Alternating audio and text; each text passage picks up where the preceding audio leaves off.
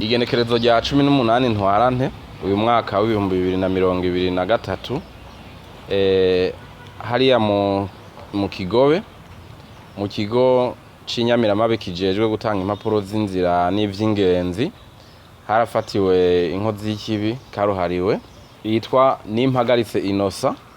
Uyo nawe akaba yafashwe ariko arambura abene gihugu ingenzi baje kurondera za mpapuro z'inzira, muzi yuko zari zigize iminsi zitaboneka ku bwinshi.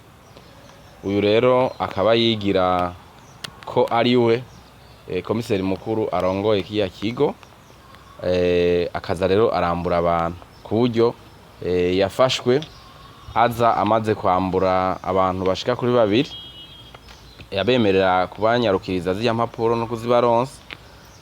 Wa mbere yari amaze kumuha amafaranga ashika ku miliyoni n'ibihumbi 630 vy'amarundi. Uwa kabiri nawe yari amaze kumutwara amafaranga ashika ku miliyoni n'ibihumbi 300 vy'amarundi.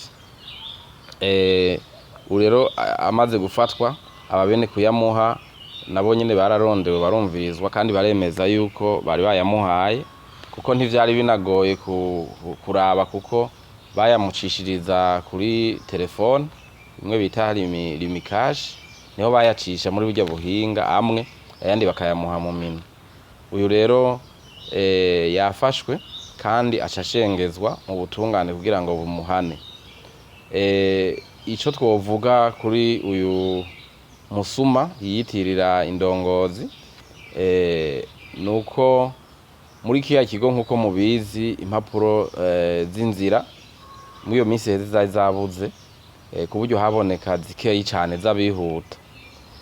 Rero zimaze kubura haciye haboneka abantu baza barikika mu kiza kandi bagaca bigira yuko ari bo ndongozi za hajya canke ko ari Inyamiramabe zikorera hajya, abantu bakabiba biyitirira abakozi ba hajya.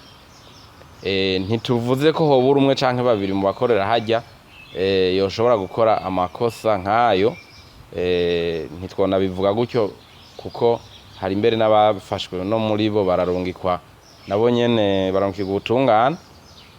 Ariko abenshi mwabona cagihe hari imirongo myinshi y'abantu benshi hajya haba harimwo n'abajanywe n'ico co gushobora kwiba abantu, kuba bahenda ngo bagira babafashe ngo barashika ngo hejuru kwa komiseri mukuru canke bakigira mbere uwo komiseri mukuru nyene nk'uyu. Rero kubera impapuro zitaboneka ku bwinshi, abo bantu bari bagwiriye bari babaye benshi. Ariko nkuko mubizi murazi yuko ikibazo ca ziriya mpapuro muri no minsi kiriko kiratorerwa umuti kandi uzocuba burundu, kuko ibikoresho vyarabonetse kandi impapuro ziriko ziratangwa ku bwinshi, ku buryo mu minsi mike iri imbere abantu bose bifujije izo mpapuro bazoba bashoboye kuzironka. Hanyuma n'aba babandanya biba abantu biyitirira abakorera hariya canke abandi babandanye bafatwa.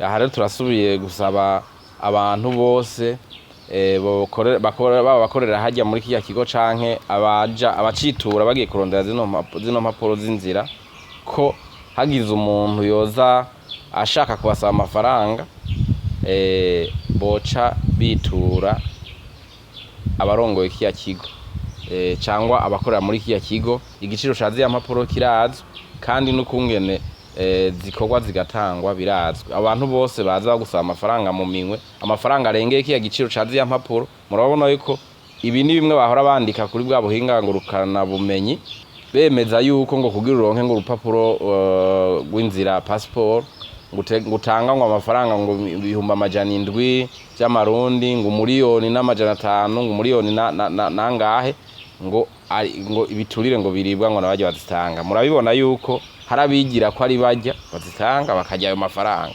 Twarabivuze kuva kera ko hari abantu babasuma biyitirira abakora muri rurya rwego.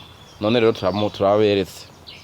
turababeretse uyu n'umwe yafashwe, hari n'abandi bari bafashwe imbere yiwe, kandi n'ubu babandanya bakurije n'umutaga kugira ngo abo bantu bose baza kwitarika hagati ya zirya nzego zikora kiya gikorwa n'abazitura baje kurondera ziriya mpapuro bafatwe batuzwe baronke ubutungane maze umwene gihugu wese azoba aje kwitura kiya kigwa arondera urupapuro aheza ruronswe kandi mu gihe gitoyi atankomanzi.